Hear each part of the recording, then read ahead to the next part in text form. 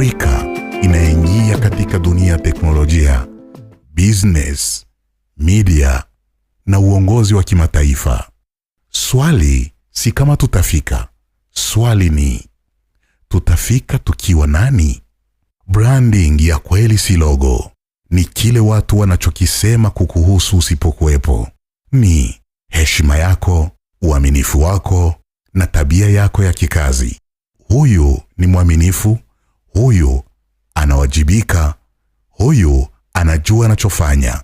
Hiyo ndiyo brandi yenye nguvu kuliko likes na followers.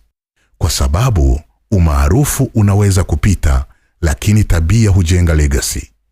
Ndiyo maana katika dunia ya kisasa tunahitaji confidence, maadili kwa pamoja.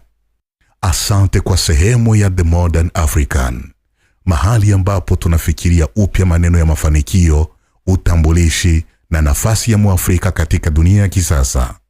Kama umejifunza kitu leo, kishirikishe na wengine. Na kumbuka, inawezekana kuwa wa kisasa bila kupoteza maadili yako, kwa sababu maendeleo bila utambulisho ni safari isiyo na mwelekeo. Mpaka kipindi kingine. Hii ni The Modern African.